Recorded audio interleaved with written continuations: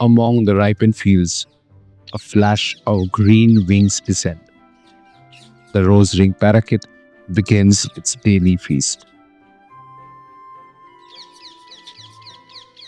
With nimble beaks, they strip the millet grain by grain. Their clatter fills the air with a chorus of survival woven through every stalk they touch. But the harvest is not for themselves alone.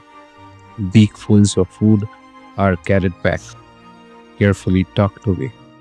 Provisions for the hungry mouths waiting in the nest.